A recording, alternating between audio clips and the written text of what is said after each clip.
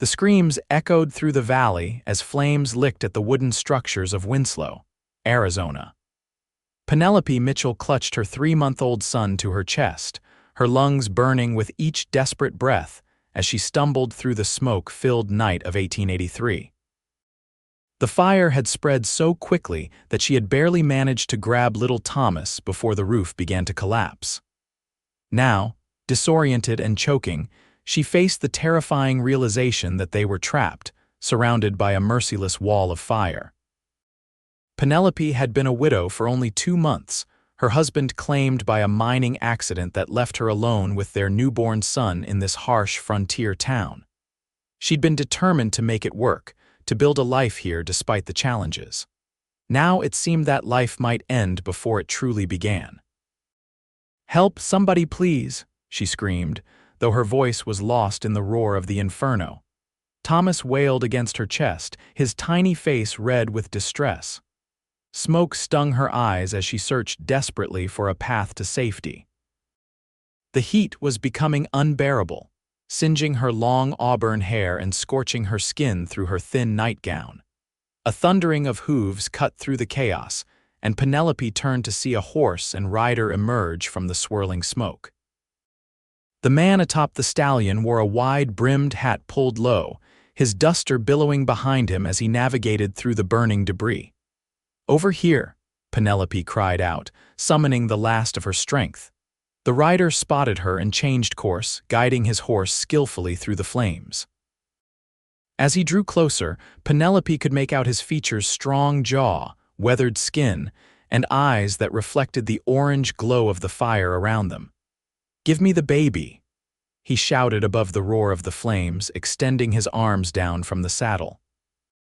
Penelope hesitated for just a moment before raising Thomas up to him. The stranger secured the infant against his chest with one arm while reaching back down for her. "Take my hand."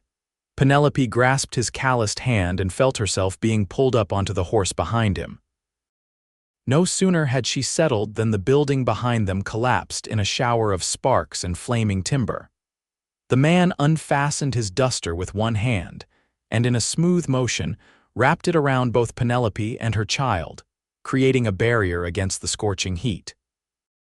"Hold on tight," he instructed, his voice steady despite the chaos surrounding them. Penelope wrapped her arms around his waist, feeling Thomas secure between them as the stranger spurred his horse forward.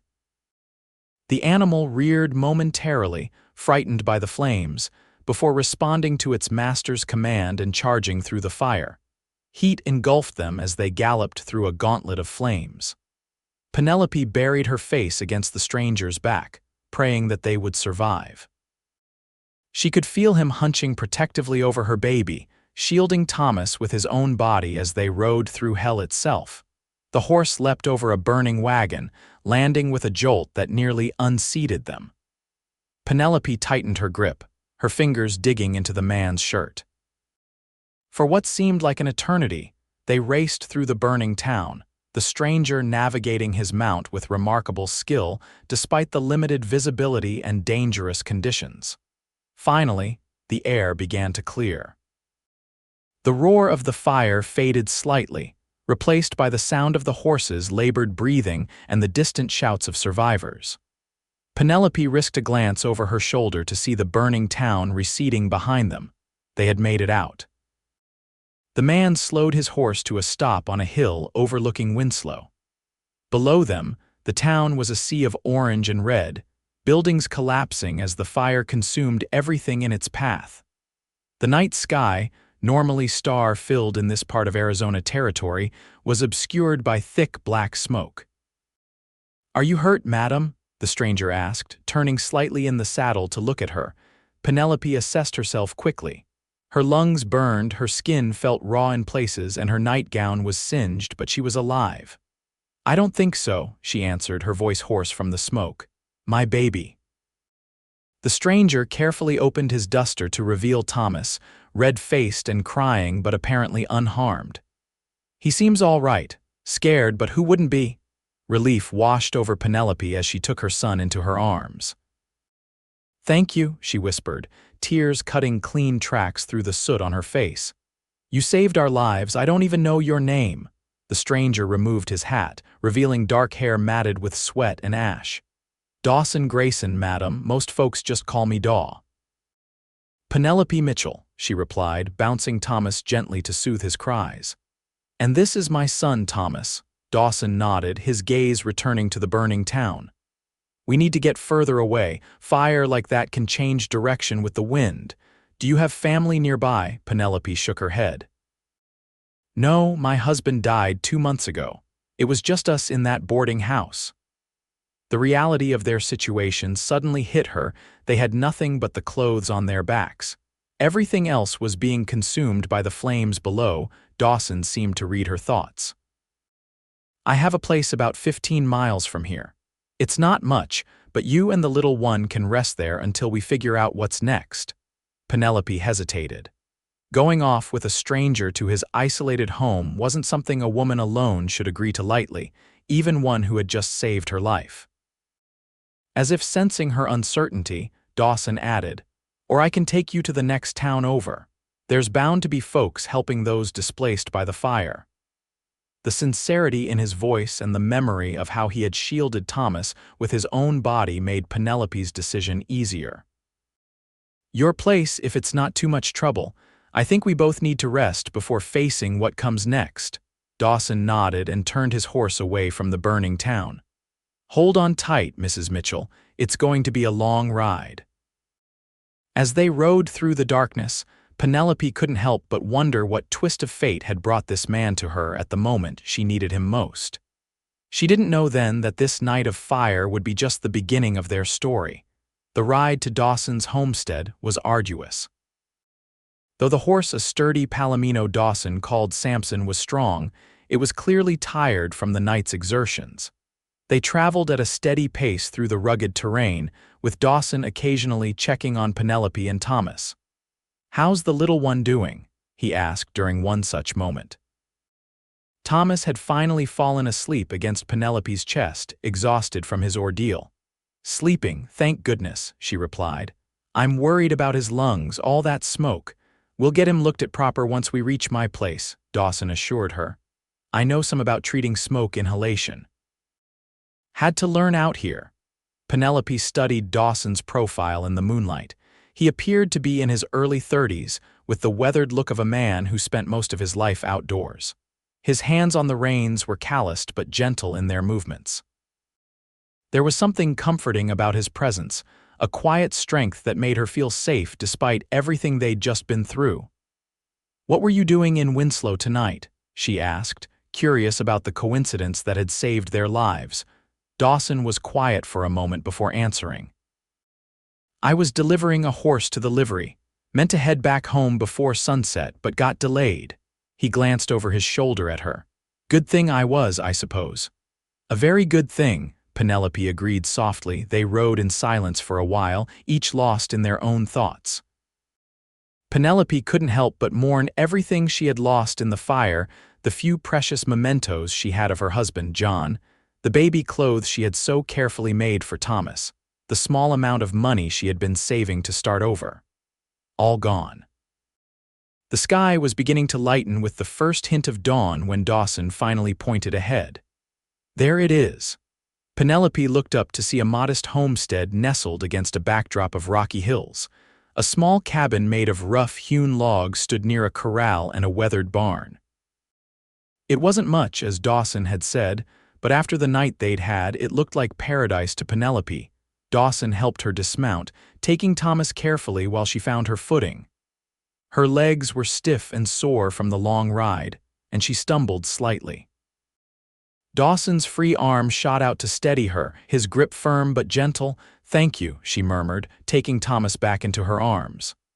Let's get you both inside, Dawson said, leading the way to the cabin. The interior was simple but neat. A stone fireplace dominated one wall, with a small table and 2 chairs nearby. A bed was positioned against the opposite wall, and shelves holding books, tools, and provisions lined another. It was the home of a man who lived alone but took pride in his space. Dawson quickly lit a lamp and stoked the banked embers in the fireplace into a small flame. I'll give you the bed, he said. "I'll take the chair." Penelope shook her head. "We can't put you out of your own bed." "You're not putting me out of anything," Dawson insisted. "I've slept in worse places than my own chair, Mrs. Mitchell."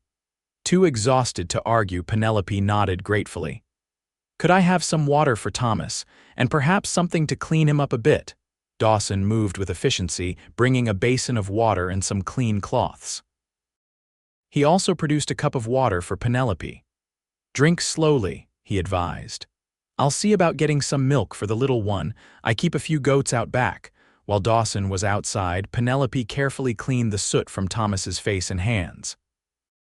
The baby stirred but didn't wake, a testament to how exhausted he was. Penelope's own face and hands were blackened from the smoke and ash, but her son's well-being took precedence over her own comfort. When Dawson returned with a small jug of milk, he also brought a clean shirt and a pair of trousers. "They'll be too big, but they're cleaner than what you have on," he said, placing them on the bed beside her. "I'll step outside while you change." Penelope waited until the door closed behind him before quickly stripping off her ruined nightgown. The shirt was indeed enormous on her frame, reaching nearly to her knees, but the fabric was soft against her skin. She rolled up the sleeves and used the trousers as a makeshift blanket for Thomas, who she laid carefully on the bed. "You can come back in," she called, settling herself on the edge of the bed. Dawson returned, carrying more wood for the fire. He glanced at her briefly before turning his attention to building up the flames. "You should try to get some rest," he said. "Come morning proper, we can figure out what you'll need." Penelope wanted to thank him again, to express the depth of her gratitude, but exhaustion was quickly overtaking her. She laid down beside Thomas, pulling him close. The last thing she remembered before sleep claimed her was Dawson draping a blanket over them both, his movements as gentle as his eyes were kind. When Penelope awoke, sunlight was streaming through the small window of the cabin. For a moment she was disoriented, unsure of where she was or how she had gotten there. Then the memories of the fire came rushing back, the heat, the fear, the desperate flight through the flames. She sat up quickly, her heart pounding. Thomas was not beside her. Panic seized her until she spotted Dawson sitting in a chair by the fire, her son cradled in one arm while he used his free hand to whittle a small piece of wood. The domestic scene was so unexpected that Penelope could only stare for a moment. "He was fussing a bit," Dawson explained without looking up. "Didn't want to wake you, you needed the rest." "How long was I asleep?" Penelope asked, running a hand through her tangled hair. "Most of the day," Dawson replied. "It's nearly 4 o'clock now." Penelope was shocked. She couldn't remember the last time she had slept so long, not since Thomas was born, certainly. "You've been caring for him all this time?" Dawson finally looked up, a small smile softening his features. "He's not so difficult. We've been getting along just fine, haven't we, little man?" He addressed this last part to Thomas, who was awake and seemingly content in the cowboy's arms. Penelope rose from the bed, wincing as she became aware of various aches and pains from their escape the night before. Her bare feet padded across the wooden floor as she approached Dawson and Thomas. "May I?" she asked, holding out her arms for her son. Dawson carefully transferred the baby to her, his calloused hands brushing against her arms in the process. The brief contact sent an unexpected warmth through Penelope that she quickly dismissed as gratitude. "Thank you for looking after him," she said, cradling Thomas close, "and for saving us. I don't think I properly expressed my gratitude last night." "No need for thanks," Dawson said, standing up. He was taller than she had realized, his frame solid and strong. Anyone would have done the same. "No," Penelope disagreed softly. "Not anyone would have ridden through fire for strangers." A hint of color touched Dawson's weathered cheeks. "Well, it's done now. The question is what comes next for you and the little one." It was a question Penelope had been avoiding. The reality of her situation was overwhelming: no home, no possessions, no means of supporting herself and her child. "I don't know," she admitted. "I had a small amount of money saved, but it was in the boarding house." Dawson nodded thoughtfully. I need to ride into town, what's left of it, to see about getting you some proper clothes and necessities. I expect there'll be relief efforts underway for those affected by the fire." "I can't ask you to do more than you already have," Penelope protested. "You're not asking." "I'm offering," Dawson replied simply. "Besides, I need to check on folks I know there, see who made it out." Penelope hesitated before nodding. "Thank you. Again." Dawson picked up his hat from the table. "There's food in the pantry, not much variety, I'm afraid. Make yourself at home." "I should be back before dark." After Dawson left, Penelope explored the cabin more thoroughly. It was indeed a bachelor's home with practical furnishings and few decorative touches. Still, it was clean and well-maintained. She found a small mirror hanging on one wall and almost didn't recognize herself. Her face was smudged with soot, her auburn hair a tangled mess, and her eyes held a haunted look she'd never seen before. Using water from the pump outside, Penelope washed herself and Thomas thoroughly, grateful to remove the last traces of smoke and ash from their skin. She found a comb in Dawson's few personal items and worked the tangles from her hair before plaiting it into a simple braid. In the pantry, she discovered dried beans, flour, salt pork, and coffee. Simple fare, but enough to prepare a decent meal. By the time she heard hoofbeats approaching, she had a pot of beans simmering over the fire and had managed to bake a simple bread using the cast iron Dutch oven she found. Dawson entered the cabin with his arms full of packages. His eyebrows rose at the sight of the meal cooking and the tidied space. "You didn't need to do all this," he said, placing the packages on the table.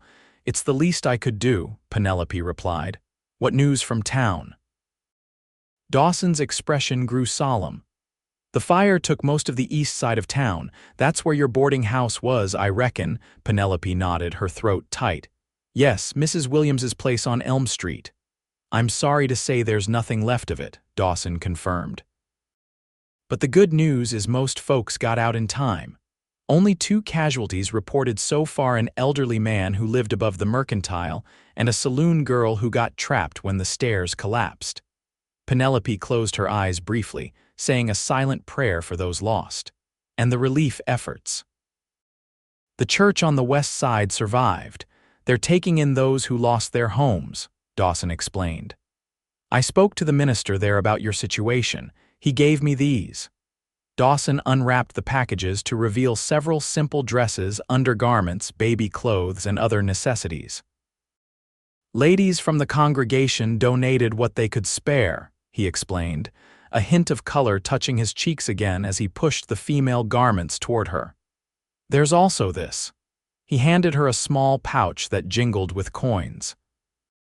"The town's taking up a collection for those who lost everything.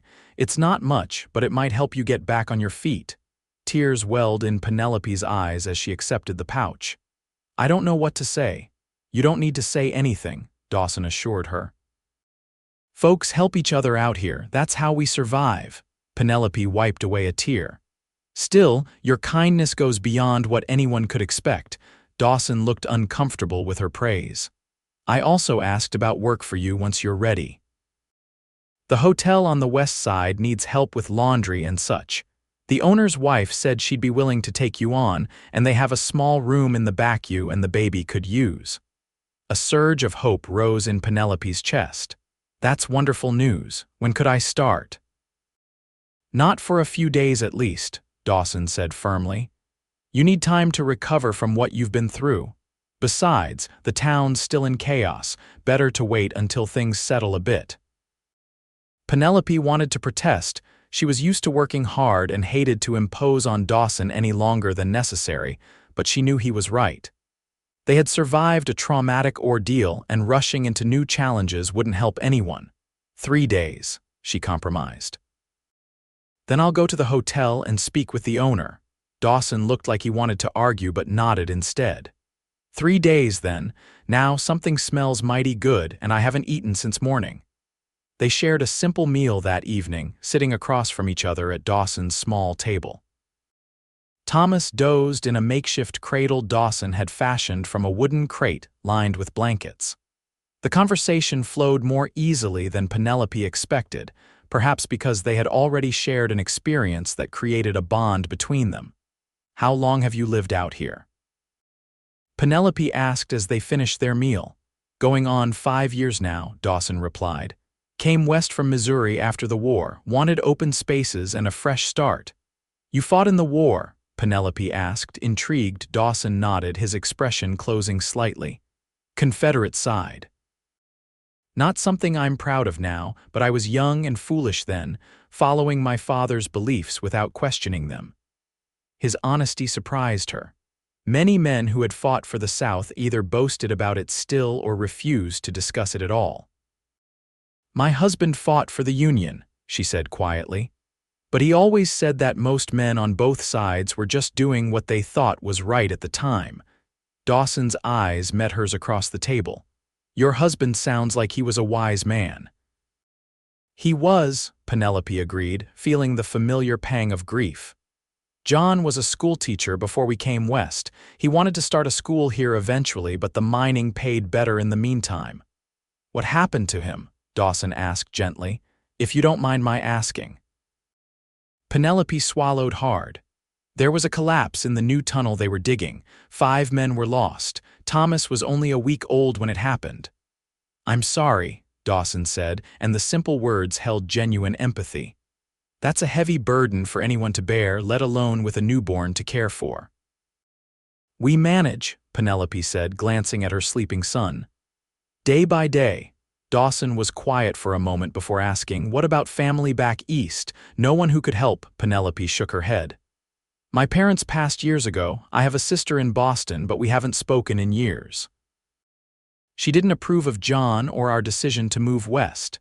She hesitated before adding, "What about you? Any family?" A shadow crossed Dawson's face. "None living. My folks died during the war and my brother was killed at Gettysburg." "I'm sorry," Penelope echoed his earlier sentiment. "Like you said, we manage." Dawson stood and began clearing the table. "You should get some rest. I'll take care of this." Penelope wanted to insist on helping with the dishes, but exhaustion was creeping up on her again. The events of the past 24 hours had taken more out of her than she realized. With a grateful nod, she checked on Thomas once more before retiring to Dawson's bed. As she drifted off to sleep, she could hear Dawson moving quietly around the cabin, the soft sound somehow comforting in their domesticity. For the first time since John's death, Penelope didn't feel completely alone. The next 2 days established a surprisingly comfortable routine between them. Dawson went about his daily chores tending to his small herd of cattle, caring for Samson and his other 2 horses, and maintaining his property while Penelope took over the cooking and indoor tasks. Thomas became increasingly comfortable with Dawson, even allowing the cowboy to hold him while Penelope hung laundry on the line outside. On the morning of the 3rd day, Dawson announced he needed to ride into town again. "Need to check on a calf I sold to the Wilsons last month," he explained. "Their place wasn't touched by the fire, but it's on my way. Do you want to come along? We could stop by the hotel, let you talk to Mrs. Bradford about that job." Penelope hesitated. Part of her was eager to begin rebuilding her life, to establish independence for herself and Thomas.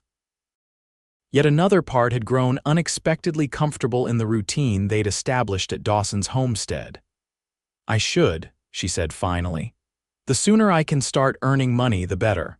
Dawson nodded, though she thought she detected a flicker of something disappointment, perhaps, in his eyes.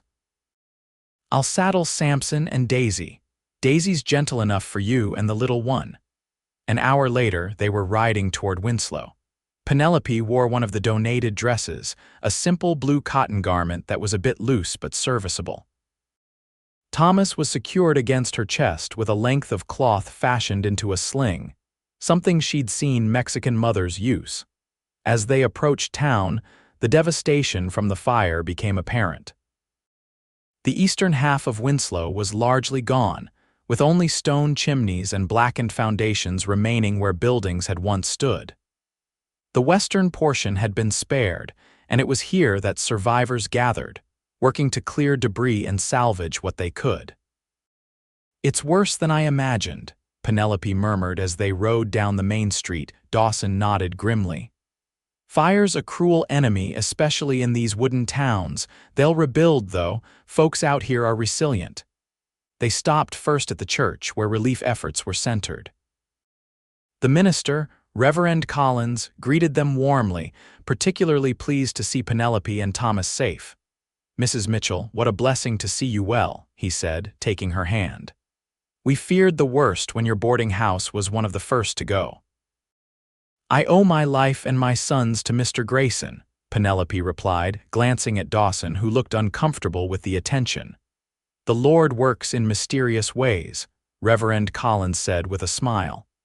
"Mr. Grayson mentioned you might be seeking employment. Have you spoken with Mrs. Bradford yet? We're headed there next," Penelope confirmed. "Excellent. She's a good Christian woman, fair in her dealings," the Reverend assured her. "Before you go, please accept this." He handed her a small bundle of baby clothes and a tin of powdered milk. "Donations from our congregation in Denver. They sent a wagon of supplies when they heard of our troubles." Penelope accepted the items gratefully. "Please thank them for us. Every bit helps." Their next stop was the Winslow Hotel, a two-story building on the west end of town that had escaped the fire unscathed. Mrs. Bradford, the owner's wife, was a brisk, efficient woman in her 50s who wasted no time in showing Penelope the small room behind the kitchen that would be hers. "It's not much," Mrs. Bradford admitted, "but there's space for a bed and a cradle for the little one. Meals are included, and you'd be expected to help with laundry, cleaning, and serving meals when needed. Pay is $2 a week, plus room and board." It was less than Penelope had earned at her previous job as a seamstress, but the inclusion of room and board made it a fair offer. "When would you like me to start?" she asked. "Tomorrow, if you can," Mrs. Bradford replied. "We're short-handed with all the extra people in town helping with the rebuilding." Penelope glanced at Dawson, who had remained silent throughout the exchange. "I'll be here first thing in the morning," she promised Mrs. Bradford. As they left the hotel, Penelope felt a mix of emotions: relief at securing employment and housing so quickly, but also a strange reluctance to leave the safety and comfort she had found at Dawson's homestead. "Would you mind if we visit the site of the boarding house?" she asked Dawson as they mounted their horses again. "There's something I need to check." Dawson looked concerned. "Are you sure? It might be difficult to see." "I need to know if anything survived," Penelope explained. "There was a small metal box I kept under a floorboard beneath my bed. It contained John's watch and letters, along with what little money we had saved." Understanding dawned in Dawson's eyes. "Of course, we can look, though I can't promise we'll find anything." They rode to the east side of town where the destruction was complete, where Mrs. Williams's boarding house had once stood. There was now only a charred foundation and a stone chimney. Penelope dismounted carefully, keeping Thomas secure in his sling, and approached the ruins. "My room was on the first floor at the back," she said, picking her way through the debris. The floor was wooden, but perhaps the metal box survived.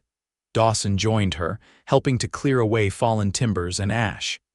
They worked in silence for nearly an hour, the task made more difficult by the fact that everything was unrecognizable in its burned state. Just as Penelope was about to give up hope, Dawson called out, "Is this what you're looking for?" He held up a small metal cash box, its surface blackened but still intact. Penelope hurried over, her heart pounding. The lock had warped in the heat, but Dawson managed to pry it open with his knife. Inside, the contents were remarkably preserved. John's silver pocket watch was tarnished but undamaged. The letters had edges singed by heat but were still readable. And most miraculously, the $20 in cash she had been saving was intact. Tears sprang to Penelope's eyes as she cradled the watch in her palm. "This was his father's and his grandfather's before that," she explained to Dawson. "I wanted Thomas to have it someday." Dawson nodded, understanding the significance of the heirloom. "Sometimes fate leaves us something to hold on to," he said quietly. As they prepared to leave the ruins, Thomas began to fuss in his sling. "He's hungry," Penelope explained, looking around for a place to nurse him away from prying eyes. "There's a stand of cottonwoods by the creek," Dawson suggested. "Would give you some privacy." They rode to the spot Dawson had mentioned, a peaceful grove of trees alongside a small creek that ran near the town. Penelope settled against the trunk of a large cottonwood while Dawson took the horses to water. "I'll be just over there," he said, pointing to a spot some distance away. "Take your time." As Penelope nursed Thomas, she reflected on the strange turn her life had taken. 3 days ago, she had been facing death in a burning building. Now she had a new job, a place to live, and the precious mementos of her husband that she thought lost forever. And she had Dawson to thank for all of it. The thought of the quiet cowboy brought unexpected warmth to her cheeks. There was something about him, his steady presence, his quiet strength, the gentle way he handled Thomas that touched her deeply. It had been only 3 days since they met, yet she felt she knew him better than people she had known for years. When Dawson returned, Penelope had finished feeding Thomas and was gazing at the water, lost in thought. "Ready to head back?" Dawson asked, offering his hand to help her up. Penelope took his hand, noticing how her smaller one fit perfectly within his grasp. "Yes, I suppose we should get back before dark." The ride to Dawson's homestead was quieter than their journey into town. As they approached the cabin, bathed in the golden light of the setting sun, Penelope felt a pang of regret that this would be her last night here. "I'll have you and Thomas at the hotel first thing tomorrow," Dawson said as they dismounted. "Mrs. Bradford seems eager to have the help." "Yes," Penelope agreed, though without much enthusiasm. "It's very kind of her to take us in." They prepared and ate dinner together as they had the previous nights, but there was a certain melancholy in the air that hadn't been present before. Thomas seemed to sense it too, fussing more than usual until Penelope finally got him settled in his makeshift cradle. As they sat by the fire after dinner, Penelope gathered her courage to express what was on her mind. "Mr. Grayson, Dawson, I want you to know how grateful I am for everything you've done for us. You didn't have to take in strangers, especially a woman with a baby, but you did. I'll never forget your kindness." Dawson stared into the fire, his profile strong in the flickering light. "It was no hardship," he said softly. "In fact, these past few days." He trailed off, seeming unsure how to continue. "Yes," Penelope prompted gently. Dawson looked at her then, his gaze intense. "These past few days have been the least lonely I've felt since coming out west, having you and Thomas here." He shook his head. "I'm not good with words, Mrs. Mitchell." "Penelope," she corrected him. "Please call me Penelope." "Penelope," he repeated, her name sounding somehow different in his deep voice. "What I'm trying to say is that you're welcome to stay here longer if you wanted to. The hotel job will still be there in a week or a month." The offer hung in the air between them, weighted with implications neither of them was ready to voice aloud. Penelope's heart quickened as she considered it. The sensible choice would be to take the job, to establish her independence, to begin rebuilding her life in town where there were people and opportunities. But the thought of staying here in this peaceful place with this good man was temptingly appealing. "I couldn't impose on you further," she said finally, though her tone lacked conviction. "It's not an imposition," Dawson countered. "The truth is, I've enjoyed having you and Thomas here. The place feels more like a home with you in it." His honesty touched her deeply. "I've enjoyed being here too," she admitted. "More than I expected to." They fell silent, the crackling of the fire the only sound in the room. Penelope knew she stood at a crossroads. The sensible path was clear: take the job, maintain her independence, focus on raising her son. Yet her heart pulled her in another direction entirely, toward this quiet man who had risked his life to save hers. "I'll think about it tonight," she said at last. "If you're certain the offer stands." "It does," Dawson assured her, "for as long as you want it to." With that understanding between them, they bid each other good night. As Penelope lay in Dawson's bed for what might be the last time, Thomas sleeping peacefully beside her, She weighed her options carefully. By morning, she had made her decision. Penelope woke before dawn, her mind clear despite the weight of the choice before her. She fed Thomas and changed him into one of the new outfits provided by the church, then packed the few belongings they had acquired since the fire. When Dawson emerged from his bedroll near the fireplace, she was already preparing breakfast, Thomas contentedly playing with a small wooden horse Dawson had carved for him. "You're up early," Dawson observed, reaching for the coffee pot. "Couldn't sleep much," Penelope admitted. "Too much on my mind," Dawson nodded, pouring himself a cup of coffee.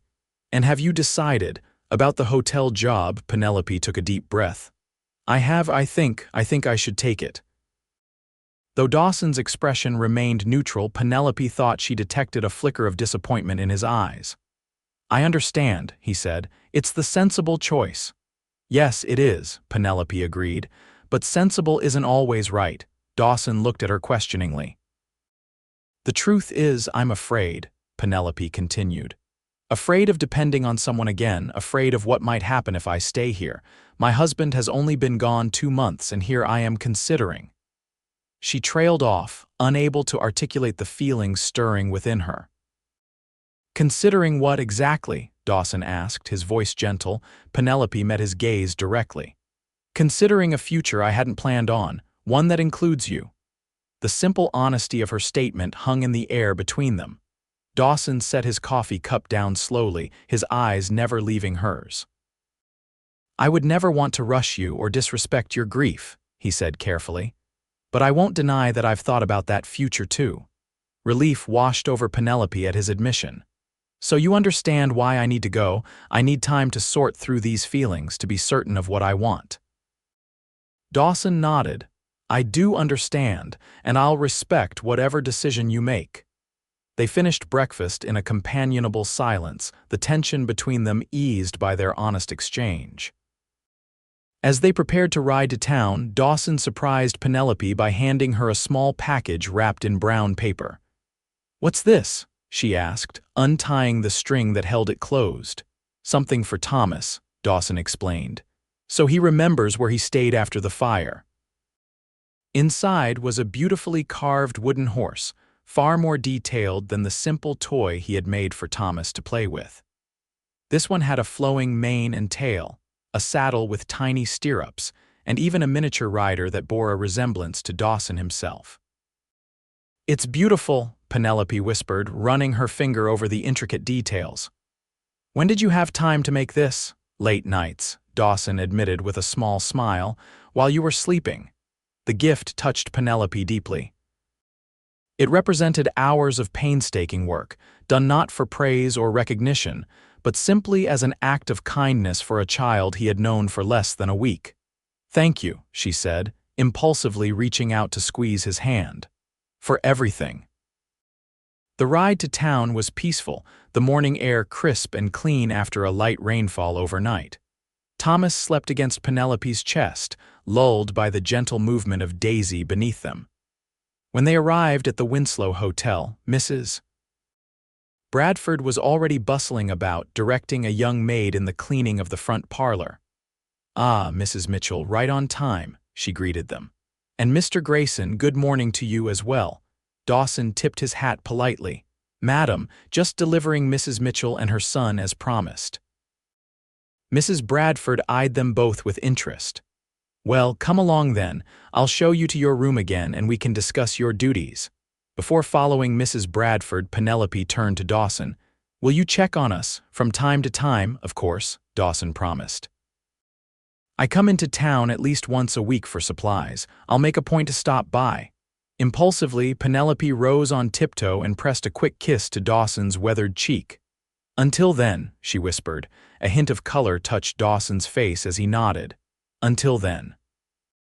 With that, he mounted Samson and rode away, leaving Penelope to begin the next chapter of her life. The weeks that followed established a new routine for Penelope and Thomas. The work at the hotel was hard but satisfying, laundering linens, cleaning rooms, serving meals to guests, and occasionally minding Mrs. Bradford's young granddaughter when she visited. The pay was modest but enough to begin saving again, and the small room behind the kitchen became a cozy home for her and Thomas. True to his word, Dawson visited whenever he came to town. Sometimes he brought small gifts, fresh eggs from his chickens, a jar of honey from a wild hive he'd found, or new toys he had carved for Thomas. Each visit strengthened the connection between them, though neither spoke openly of the feelings growing beneath the surface.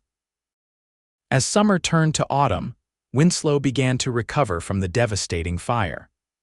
New buildings rose where the old ones had stood, and the sound of hammers and saws filled the air from dawn to dusk. Penelope watched the rebirth of the town with a sense of pride, feeling a part of the community in a way she hadn't before. One crisp October morning, nearly 3 months after the fire, Mrs. Bradford approached Penelope as she folded laundry in the hotel kitchen. "Mr. Grayson is here to see you," she announced, a knowing smile playing at her lips. "Says he has something important to discuss." Penelope's heart quickened. Dawson usually visited on Saturdays, not midweek. "Is everything all right?" she asked, suddenly concerned. "He seems well enough, Mrs. Bradford replied, though perhaps a bit nervous, which is unusual for him. Curious and slightly anxious, Penelope smoothed her apron and checked that Thomas was secure in his basket before going to meet Dawson in the hotel's small parlor. He stood as she entered, removing his hat in a gesture of respect. He was dressed better than she had ever seen him, in a clean shirt with no patches and trousers that appeared relatively new. "Penelope," he greeted her, his voice warm, "you're looking well." "As are you," she replied, noting that he had trimmed his beard and combed his hair neatly. "Is everything all right at your place?" "Everything's fine," Dawson assured her. "Better than fine, actually. That's partly why I'm here." He gestured for her to sit, taking the chair opposite her. "I've been doing some thinking these past months.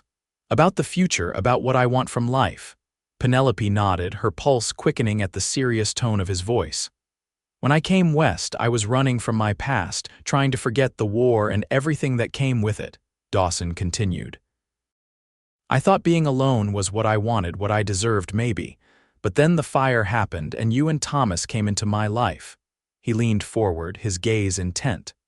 "Those few days you stayed with me changed everything. For the first time, my place felt like a home, not just a house. And every day since you've been gone, I've felt the emptiness more keenly." Penelope's breath caught in her throat as she began to understand where this conversation was heading. "I know it might be too soon," Dawson said carefully. "I know you're still grieving John, and I would never want to dishonor that. But I also know that life out here is uncertain, and when you find something good, you shouldn't let it slip away." From his pocket, he produced a small wooden box, intricately carved with a pattern of wildflowers. "I made this for you," he said, placing it in her hands. "Open it." With trembling fingers, Penelope lifted the lid. Inside, nestled on a bed of soft cloth, was a simple gold band, not new or fancy but well polished and obviously cherished. "It was my mother's," Dawson explained. "The only thing of hers I kept when I came west. I always thought I'd pass it on to my wife someday if I ever found the right woman." He took a deep breath before continuing. "Penelope Mitchell, I know 3 months isn't a long time to know someone, but I feel like I've known you all my life. Would you do me the honor of becoming my wife?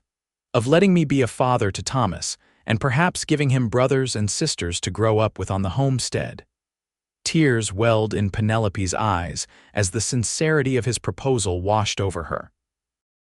In the 3 months since the fire, her feelings for Dawson had deepened from gratitude to admiration to something she had been afraid to name. Now, faced with his open declaration, she could no longer deny the truth in her own heart. "Dawson," she began, her voice thick with emotion, "when I lost John, I thought my chance at happiness was over. I focused on survival, on providing for Thomas. I didn't expect to feel this way again, especially not so soon." She closed the box gently, holding it against her heart. "I need you to understand that I'll always love John. He was my first love, Thomas's father." "I would never ask you to forget him," Dawson assured her. "He'll always be a part of you and Thomas. Penelope nodded, grateful for his understanding. "These past months watching you with Thomas, seeing your kindness and your strength. I've come to care for you deeply, more than I thought possible." She met his gaze directly. "Yes, Dawson Grayson, I will marry you." The joy that transformed Dawson's face was something Penelope would remember for the rest of her life. He reached for her hands, holding them gently in his own. "You've made me the happiest man in the Arizona territory," he said, his voice husky with emotion. "I promise to be a good husband to you and a good father to Thomas." From her basket, Thomas let out a happy gurgle, as if adding his approval to the proceedings. Penelope and Dawson both laughed, the tension of the moment broken by the baby's perfect timing. "When?" Penelope asked, practical concerns beginning to assert themselves. "And where will we live?" "Whenever you're ready," Dawson replied. "I thought perhaps before winter sets in. As for where, I hoped you and Thomas would come to the homestead. It's not as convenient as town, but there's room for us to grow, to build something together." The thought of returning to the place where she had first begun to heal after the fire felt right to Penelope. "The homestead sounds perfect," she agreed, "and November would be a good time for a wedding. It would give me a chance to make proper arrangements, to perhaps send word to my sister in Boston." "November it is then," Dawson said, lifting her hand to his lips in a gesture that sent warmth coursing through her. Mrs. Bradford, who had clearly been hovering nearby, chose that moment to enter the parlor. "I couldn't help overhearing," she said, not looking the least bit apologetic for eavesdropping. "Congratulations to you both." "Thank you, Mrs. Bradford," Penelope replied, blushing slightly. "I suppose this means I'll be losing my best worker," the older woman continued, though her tone was good-natured. "But I can hardly stand in the way of true love, can I? I'll work until the wedding," Penelope assured her, "and I'll help you find a replacement." "Don't you worry about that," Mrs. Bradford waved dismissively. "My niece is coming from Denver next month. She'll do nicely in your position." She patted Penelope's hand. "You deserve happiness, my dear. After everything you've been through, the good Lord has seen fit to give you a second chance."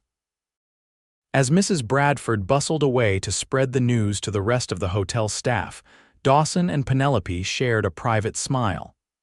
Second chances, indeed. From the ashes of tragedy, something beautiful had emerged, a love neither of them had been looking for, but both had found in the most unexpected circumstances. The next few weeks passed in a whirlwind of preparations. Penelope wrote to her sister in Boston, not expecting a response but feeling it was right to inform her of the impending marriage. To her surprise, a telegram arrived a week later with congratulations and promises to send a wedding gift. Reverend Collins agreed to perform the ceremony at the newly rebuilt church, and the ladies of the congregation rallied around Penelope, helping her to fashion a wedding dress from fabric donated by the mercantile owner. Mrs. Bradford insisted on hosting a small reception at the hotel afterward, declaring it would be the social event of the season in Winslow's recovery. Throughout it all, Dawson was a steady presence, visiting more frequently than before and spending time not only with Penelope but with Thomas, who had grown quite attached to the cowboy. It warmed Penelope's heart to see how naturally Dawson had assumed the role of father figure to her son, teaching him simple words and playing games that made the baby laugh with delight. 2 days before the wedding, Dawson arrived at the hotel with an unexpected surprise. "I have something to show you," he said after greeting Penelope with a gentle kiss. "Can you and Thomas come with me for a few hours?" Curious, Penelope bundled Thomas up against the November chill and followed Dawson to where he had 2 horses waiting, Samson for himself and gentle Daisy for her. "Where are we going?" she asked as he helped her mount. "You'll see," Dawson replied with an uncharacteristic grin. "It's a wedding present of sorts." They rode for nearly an hour, following the familiar trail to Dawson's homestead. As they crested the final hill, Penelope gasped at the sight before her. The cabin had been transformed. A new addition had been built onto the side, nearly doubling its size. The roof was freshly shingled and a proper porch now wrapped around the front, complete with a rocking chair. Smoke curled invitingly from the chimney, suggesting someone was inside. "Dawson," Penelope breathed, "when did you do all this?" "I've been working on it whenever I could spare time from the ranch," he explained, helping her dismount. "Had some help from neighbors too. Wanted it to be ready for you and Thomas when you came home as my wife." Tears pricked at Penelope's eyes as she took in the effort he had made to create a proper home for them. "It's wonderful," she whispered. "That's not all," Dawson said, taking her hand. "Come inside." As they approached the cabin, the door opened and an older woman stepped out onto the porch. She was tall and thin, with iron-gray hair pulled back in a severe bun, but her smile was warm as she greeted them. "Mrs. Mitchell, I presume," she said, extending her hand. "I'm Martha Wilkins, Mr. Grayson's neighbor from over the ridge. Mrs. Wilkins has been helping with the final touches," Dawson explained. "She's quite handy with a needle and thread. Among other things," Martha added with a wink, "been keeping house for 50 years, child. I know a thing or two about making a place comfortable." Penelope shook the woman's hand, immediately liking her no-nonsense manner. "It's a pleasure to meet you, Mrs. Wilkins, and thank you for your help. Call me Martha, dear, and it was no trouble. This one's been working himself half to death to get everything ready," she gestured at Dawson. "Least I could do was help with the womanly touches." Dawson looked slightly embarrassed but pleased by Martha's assessment. "Shall we go inside? There's more to see."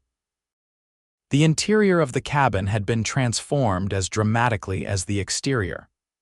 The main room now boasted new curtains at the windows, a larger table with 4 chairs instead of 2, and a comfortable-looking settee near the fireplace. The shelves had been reorganized, with space clearly left for Penelope's few possessions. But it was the new addition that truly took Penelope's breath away.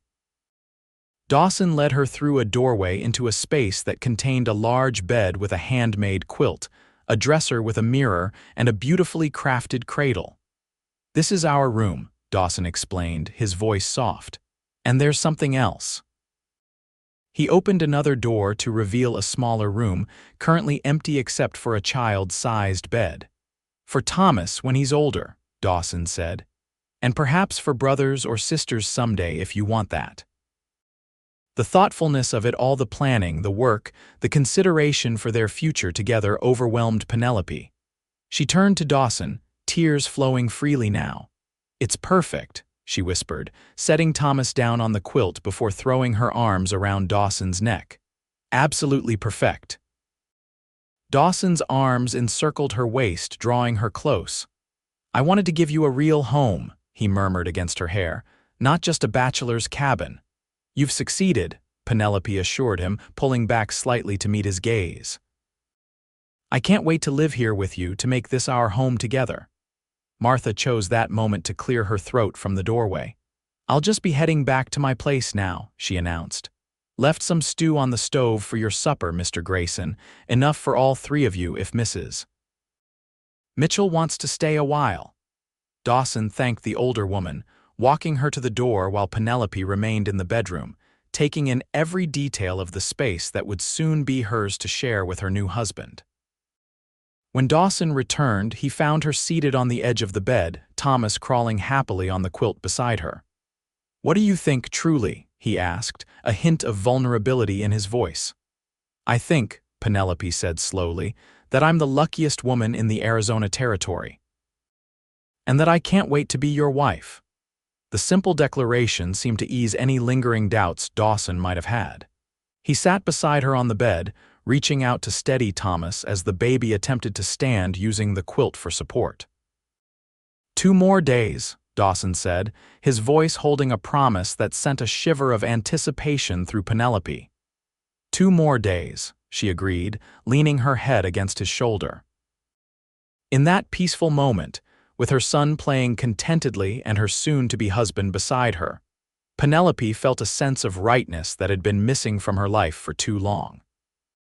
They stayed at the homestead until late afternoon, sharing the stew Martha had left and discussing plans for after the wedding. Dawson would come to town early on the morning of the ceremony, giving Penelope time to prepare at the hotel. After the reception, they would return to the homestead together, their first journey as husband and wife. As Dawson helped Penelope mount Daisy for the ride back to town, he handed her a small package. "One more thing," he said. "A wedding gift. You can open it now if you like."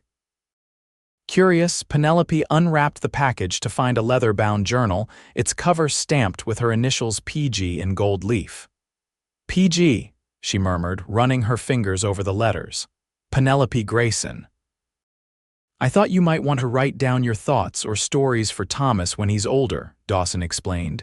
"About the fire, about how we met." The thoughtfulness of the gift touched Penelope deeply. "Thank you," she said. "I'll treasure it always." The ride back to town was filled with comfortable conversation and plans for the future. As they parted at the hotel, Dawson pressed a gentle kiss to her lips. 2 days, he reminded her, his voice low.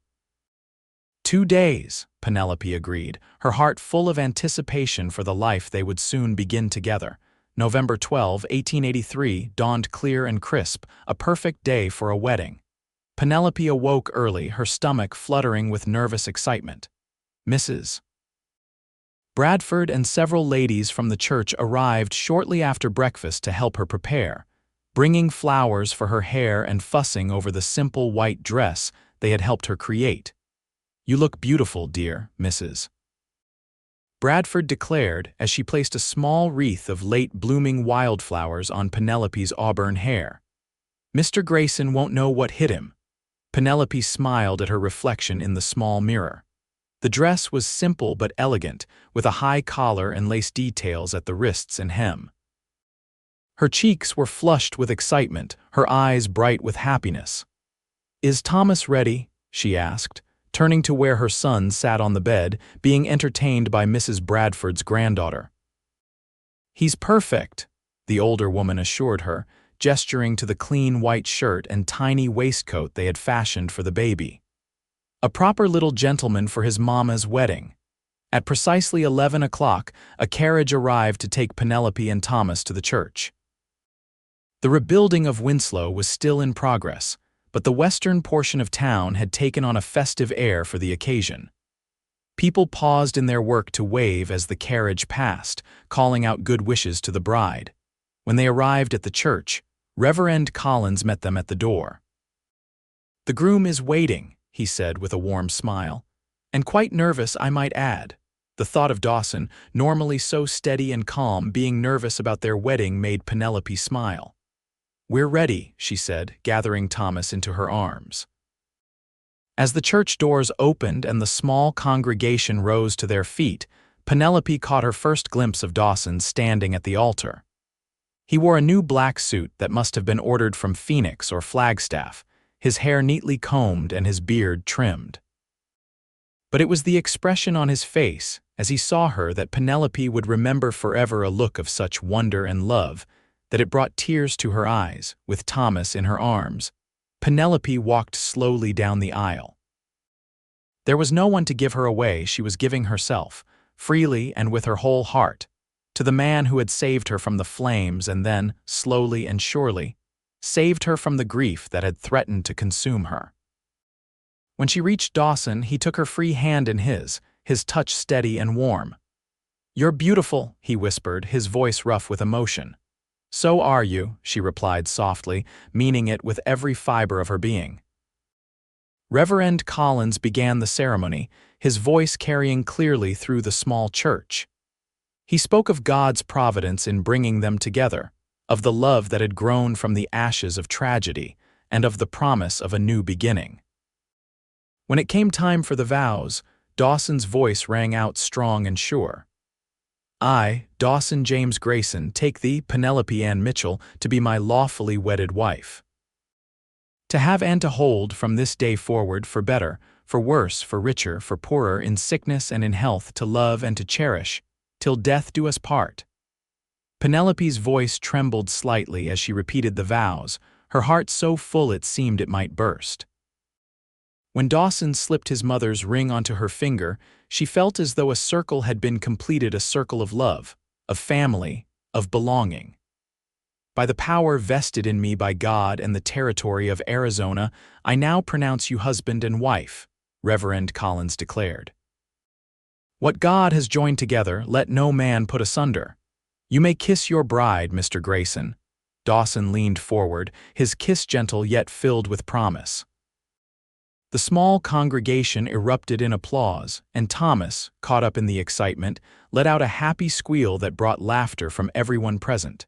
As they turned to face their friends and neighbors as husband and wife, Penelope felt a sense of peace settle over her. This was right. This was meant to be. From the tragedy of the fire had come the greatest blessing of her life, a second chance at love, at family, at happiness. The reception at the hotel was a joyous affair, with food and music and more well-wishers than Penelope had realized she knew. Mrs. Bradford had outdone herself, transforming the hotel dining room into a festive space with flowers and ribbons. A small cake, a luxury in the still recovering town, took pride of place on the buffet table. As the celebration continued around them, Dawson drew Penelope into a quiet corner. "Happy, Mrs. Grayson?" he asked, his hand warm at the small of her back. "Very happy, Mr. Grayson," she replied, leaning into his solid presence. "Though I must admit, I'm looking forward to going home." The word home held new meaning now, not just a place, but a person. Dawson was her home, just as she was his. "Just a little longer," he promised, pressing a kiss to her temple. "Then we'll start our life together properly." As the afternoon lengthened into early evening, Penelope and Dawson bid farewell to their guests. Martha Wilkins had agreed to ride with them to the homestead to help with Thomas, allowing the newlyweds some time alone on their wedding night. It was an arrangement that spoke to the practical nature of life in the West, where privacy was a luxury but community support made such accommodations possible. The journey to the homestead was filled with a mixture of nervous anticipation and contentment. Thomas slept in Martha's capable arms, tired from the excitement of the day. Penelope rode beside Dawson, occasionally catching his eye and sharing a smile that held the promise of the night to come. When they arrived, the cabin was warm and welcoming, with lamps lit in the windows and a fire burning in the hearth. Martha efficiently took charge of Thomas, shooing the newlyweds toward their bedroom with a knowing smile. "Don't you worry about a thing," she assured them. "The little one and I will be just fine in the main room tonight. You two take all the time you need." With a blush heating her cheeks, Penelope allowed Dawson to lead her to their bedroom. The space was transformed from her previous visit. Candles flickered on the dresser, the bed was turned down invitingly, and a small bouquet of dried wildflowers sat in a jar on the bedside table. "When did you do all this?" Penelope asked, touched by his thoughtfulness. "Martha helped," Dawson admitted with a sheepish smile. "She came over early today while I was getting ready in town." Penelope made a mental note to thank the older woman properly in the morning. For now, though, her attention was fully on her new husband as he closed the door softly behind them. "I never thought I'd find this again," Dawson said quietly, taking her hands in his. "A family, a wife, a reason to come home at the end of the day." "Nor I," Penelope admitted. "After John died, I thought that part of my life was over. I was focused only on surviving, on keeping Thomas safe. I never expected to feel this way again." Dawson reached up to gently remove the flower crown from her hair, setting it aside before running his fingers through the auburn strands. "I'm grateful every day that I was in Winslow that night," he murmured. "Terrible as the fire was, it brought you to me." "It did," Penelope agreed, reaching up to touch his face. "You ran through flames for us, wrapped us in your coat, kept us safe. How could I not fall in love with you?" Dawson's arms encircled her waist, drawing her closer. "I think I began falling in love with you that very night," he confessed. "You were so brave, so determined to protect your son, even in the face of death." Their lips met in a kiss that deepened quickly, months of restrained longing finally finding expression. As Dawson's hands moved to the buttons at the back of her dress, Penelope gave herself over to the joy of being loved again. of beginning a new chapter in the story of her life. Later, as they lay entwined beneath the handmade quilt, Penelope rested her head on Dawson's chest, listening to the steady beat of his heart. "Do you ever think about how different our lives would be if not for that fire?" she asked softly. Dawson's hand stroked gently up and down her bare back. "I try not to dwell on what might have been," he replied. "But I do know this: I would have found you somehow, Penelope, if not that night, then another." The certainty in his voice made her smile. "You sound very sure of that." "I am," he affirmed. "Some things are meant to be, no matter what path we take to get there." Penelope raised herself up on one elbow to look into his face, illuminated by the soft glow of a single candle. "I believe that too," she said. "And I believe that whatever comes next, we'll face it together." "Together," Dawson agreed, pulling her down for another kiss that held the promise of forever. In the years that followed, Penelope would often think back to that night of fire and fear that had changed the course of her life. The journal Dawson had given her as a wedding gift gradually filled with stories of their life together, of Thomas's first steps and first words, of the daughter they welcomed 2 years after their marriage, and the son who followed 3 years later. She wrote of how Dawson taught Thomas to ride and rope, treating him as his own son in every way that mattered. She recorded the day they formally adopted Thomas, changing his last name to Grayson and making official what had been true in their hearts from the beginning. She detailed the growth of their ranch, as Dawson's hard work and sound judgment turned their modest homestead into one of the most prosperous in the area. And sometimes, on quiet evenings when the children were asleep, and she and Dawson sat together by the fire, she would read aloud from the earliest pages the story of a desperate young widow fleeing through fire with her tiny baby, and the brave cowboy who wrapped them both in his coat and ran through flames to bring them to safety. "It sounds like something from a dime novel when you tell it that way," Dawson would say, a hint of embarrassment coloring his words. "It was heroic," Penelope would insist. "You saved us that night in more ways than one." And Dawson would take her hand, pressing a kiss to her palm before replying, "And you saved me right back, Penelope Grayson. Every day since, you've saved me right back." In the autumn of 1903, 20 years after the fire that brought them together, Penelope stood with Dawson on the porch of their ranch house, no longer the simple cabin it had once been, but a sprawling home that had grown along with their family.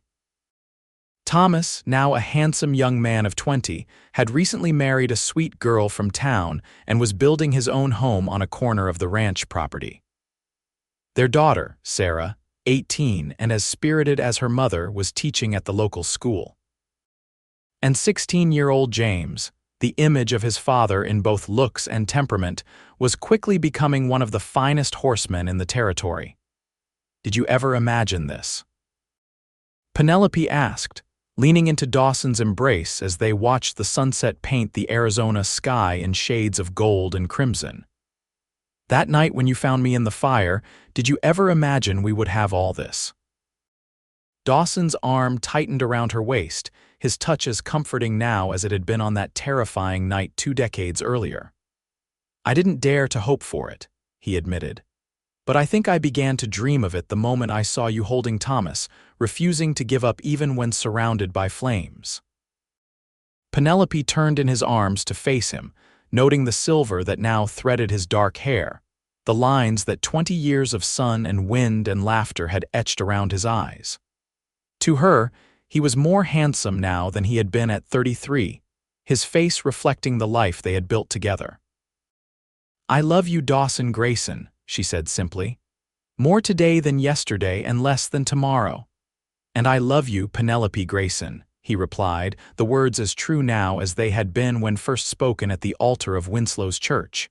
"From the fire until forever." As the sun slipped below the horizon, casting long shadows across the land they had tamed together, Penelope thought of the journal waiting on her bedside table, its pages almost filled with the story of their life. Tomorrow, she would write of this moment, this perfect, peaceful culmination of a journey that had begun in flames, but had brought them to a love as enduring as the Arizona mountains and as life-giving as water in the desert. From tragedy had come triumph. From fear had come courage. From loss had come the greatest gain. And from a desperate flight through fire had come a love that would burn bright and true for all the days of their lives.